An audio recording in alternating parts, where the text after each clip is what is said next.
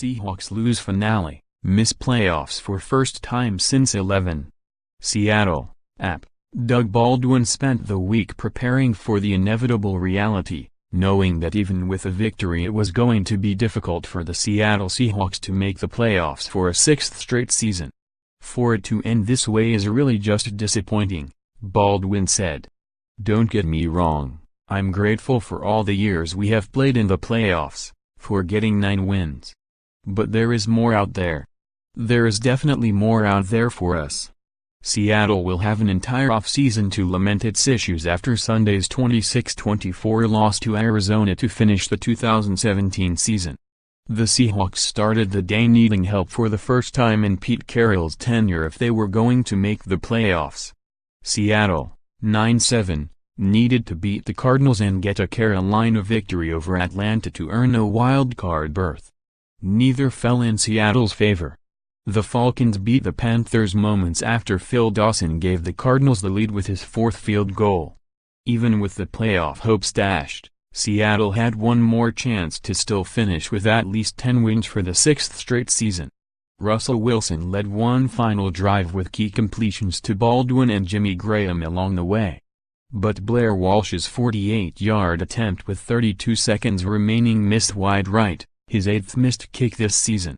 The way the finale played out and Walsh's missed kick was a microcosm of Seattle's season. Early struggles, followed by a second-half rally and ultimately too much inconsistency and too many missed opportunities that left the Seahawks on the outside of the playoffs.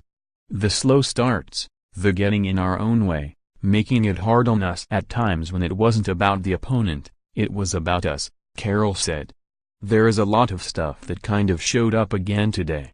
Seattle went 4-4 at home, 3 times losing games because Walsh's kicks were inaccurate.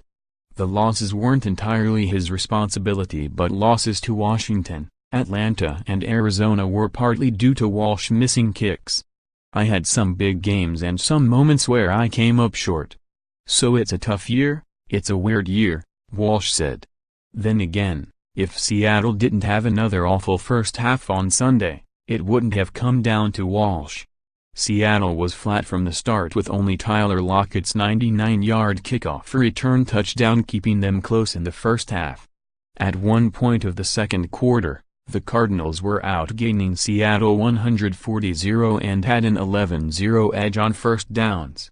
Russell Wilson was tentative with his throws, pressured too often by Arizona's defensive front, and Seattle's run game was again absent. The result was a 27 halftime deficit which could have been worse. And as was the case most of the season, Wilson woke up in the second half. He threw a pair of touchdowns to Baldwin, including a great 29-yard TD catch early in the fourth quarter to give Seattle a 26-24 lead. But a trio of personal fouls in the second half ended up being significant. Thomas Rawls was called for unsportsmanlike conduct and knocked Seattle out of field goal range. Frank Clark and Bobby Wagner both picked up personal fouls for hitting Drew Stanton late. The foul on Wagner kept alive Arizona's final drive that led to Dawson's final field goal that proved to be the winner. We expected more out of ourselves, but that's just the way it rolls, defensive tackle Sheldon Richardson said. The Seahawks are likely facing their most extensive overhaul of Carroll's tenure. They've gotten old and expensive in certain positions, and trades for Richardson and Dwayne Brown in an attempt to win this season have left Seattle void of some key draft picks. Both Earl Thomas and Michael Bennett questioned whether they'd be back next season.